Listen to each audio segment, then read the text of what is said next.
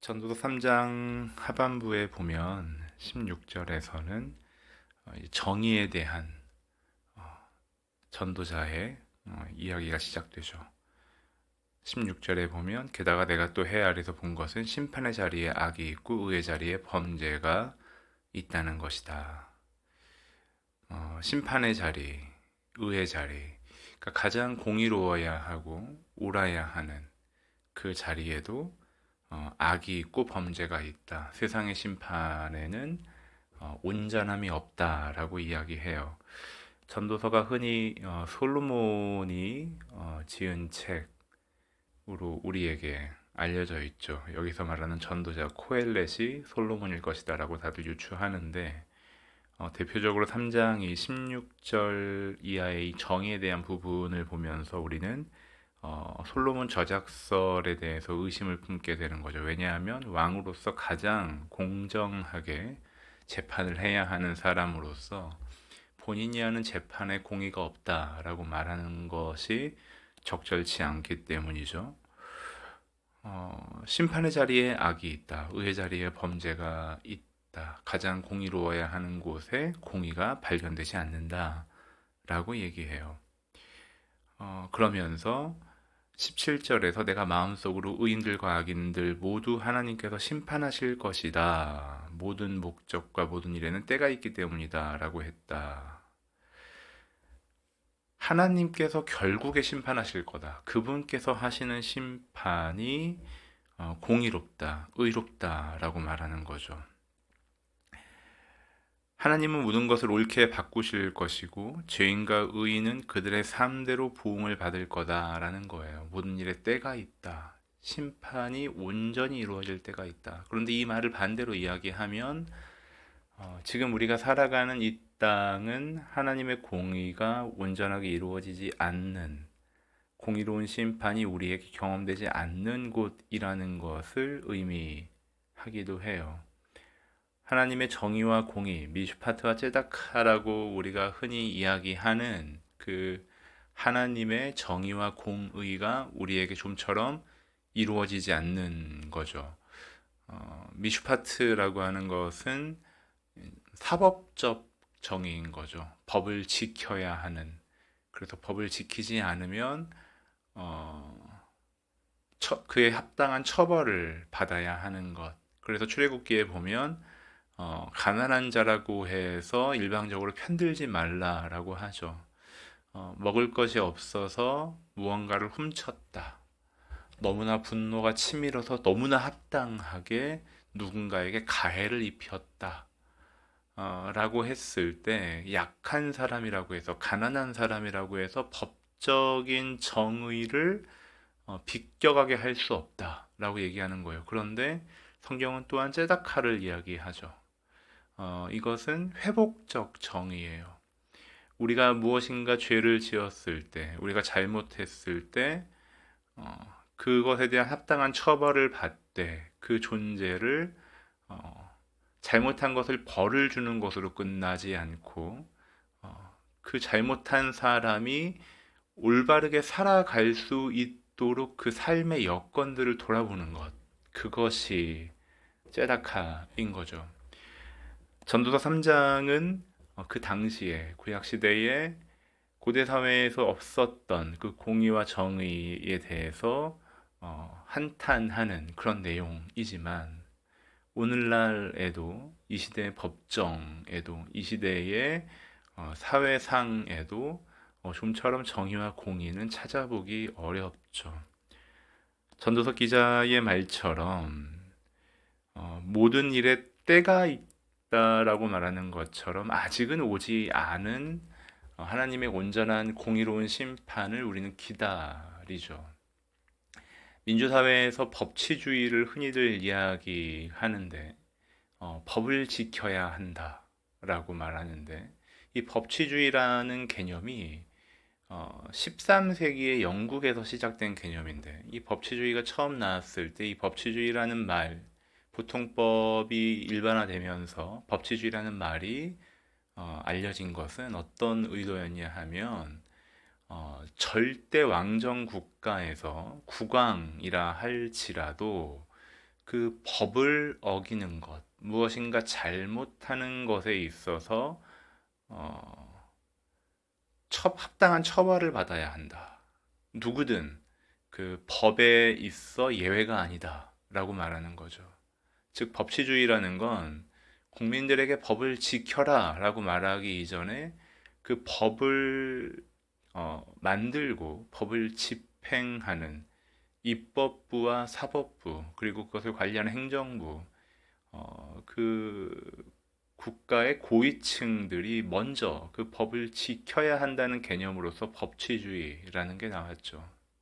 실상 우리에게 심판의 자리, 의의 자리에 악이 있고 범죄가 있는 것을 보는 건 법치주의를 이야기하는 사람들에게는 그 법이라는 것이 그 재판의 자리에서, 심판의 자리에서 얼마나 어, 편벽되게, 일방적으로 유리하게 작용하는지, 그리고 얼마나 많은 그 권력자들의 범죄에는 기소조차 되지 않는, 재판조차 이루어지지 않는 현실인지를 우리가 보는 거죠. 하나님의 때가 있기까지는 우리에게 이러한 일들이 온전한 공의가 경험되지 않을 거다라고 성경은 이야기하고 실상 우리의 현실에서도 그 온전한 공의는 정의는 좀처럼 경험되지 않죠. 하나님의 때에 온전한 정의가 이루어진다, 온전한 심판이 이루어진다라고 한다면 우리에게는 악에서 돌이켜 정의를 향해 함께 발을 내디딜 수 있는 기회가 남아 있는 거죠. 하나님께서 온전한 공의와 정의로 이 땅을 심판하실 때 모든 의인과 악인이 자신이 행한 모든 행위에 합당한 결과로 심판받는 그 날이 오기 전, 즉 우리가 살고 있는 오늘은 하나님께서 우리를 그분의 공의로우심으로 엄위하심으로 심판하시기 이전에 오늘 우리가 악에서 돌이켜 의를 향해 더불어 함께 오를 수 있는 약한 자들이 숨 쉴 수 있는 삶의 공간으로 발을 내디딜 수 있는 기회로서 오늘 우리의 삶이 주어져 있다는 거죠. 18절 이하에 보면 또 사람에 대해 생각했다. 하나님께서 그들이 짐승과 다름없음을 분명히 알게 하셨다. 짐승과 사람의 다름이 없다라고 이야기해요. 그러면서 19절에서 사람에게 닥치는 것이 짐승에게 닥치는 것과 같으니 곧 같은 일이 그들에게 닥친다. 사람이 죽는 것처럼 짐승도 죽는다. 20절에 보면 모두가 한 곳으로 되돌아간다. 모두가 흙에서 나왔으니 모두가 흙으로 돌아가는 것이다.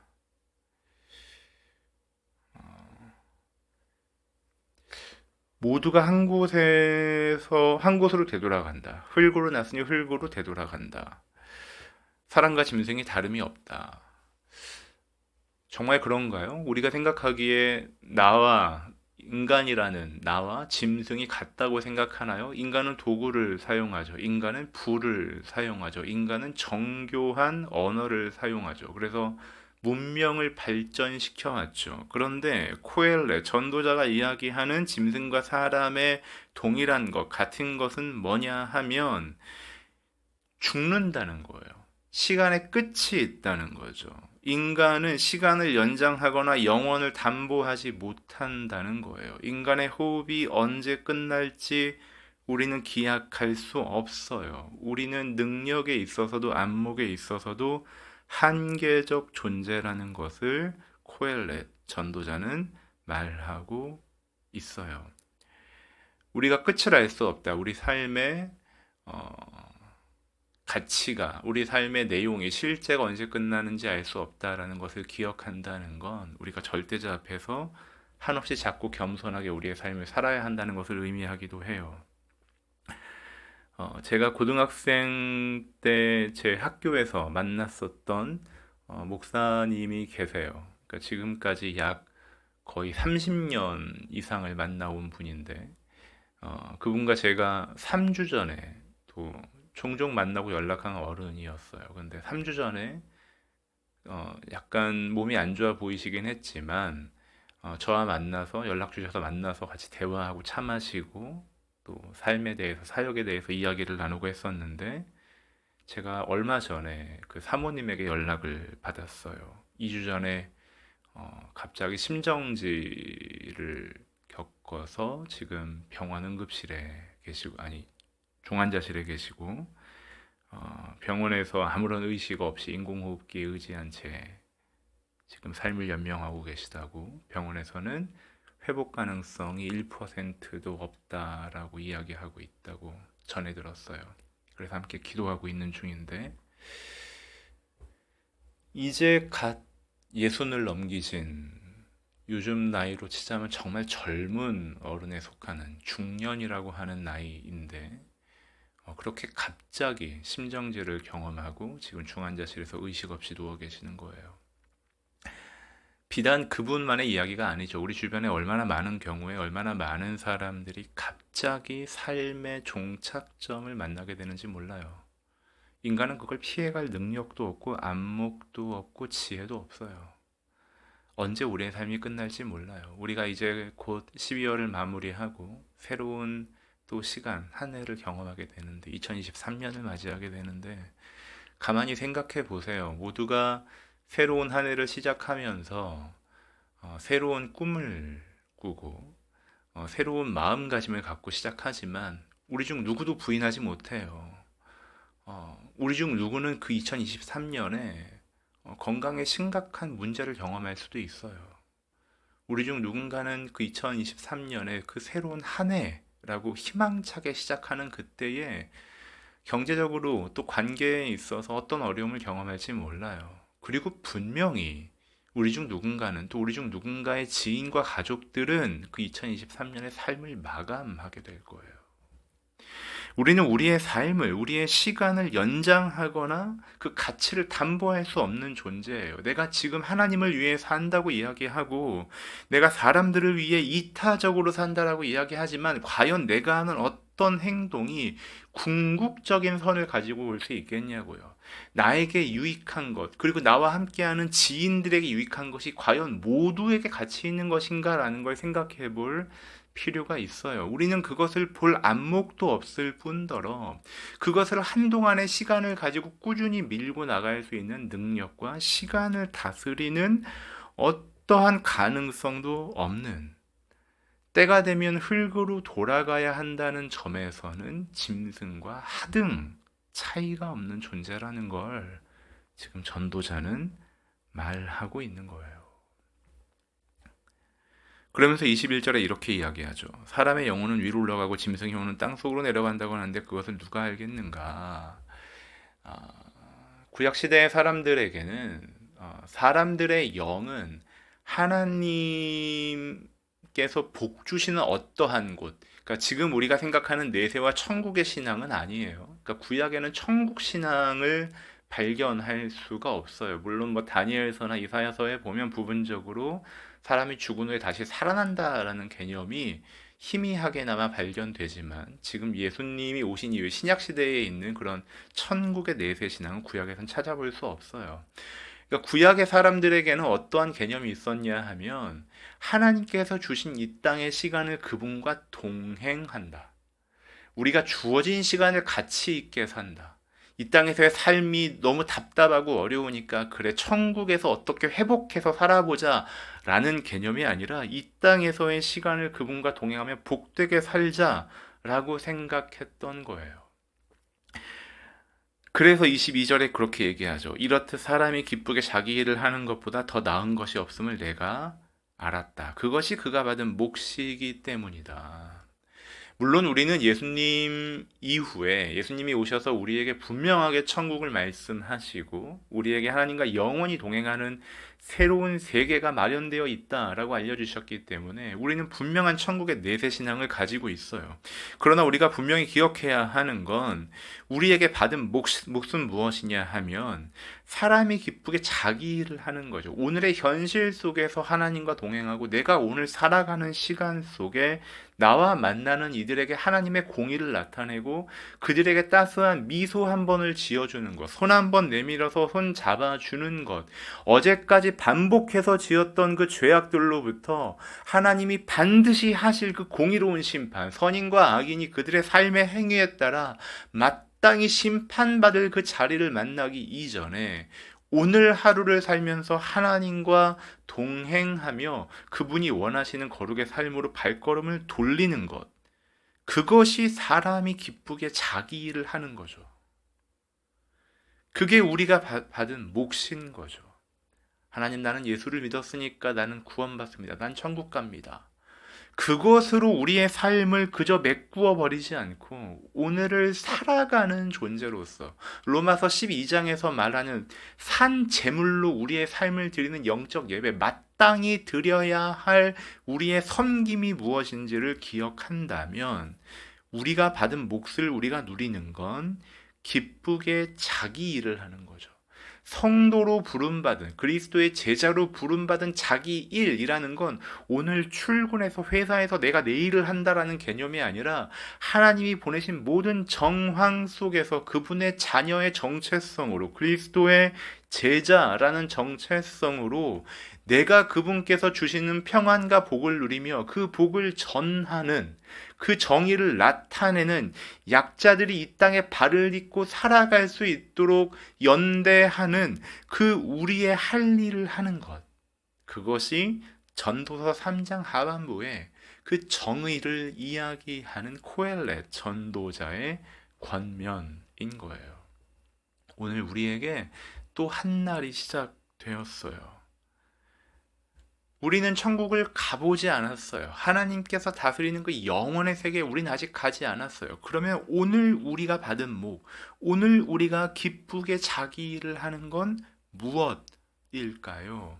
나에게 반드시 죽음이 있고 내 시간이 언젠가 끝날 터인데 끝날 시간을 앞두고 있는 존재로서 내가 오늘을 어떻게 살아야 하는가? 내가 어떻게 이웃들에게 섬김과 말과 행동을 할 것인가? 내가 어떻게 어제까지의 죄악에서 돌이켜 거룩으로 살아갈 것인가를 생각하는 거죠.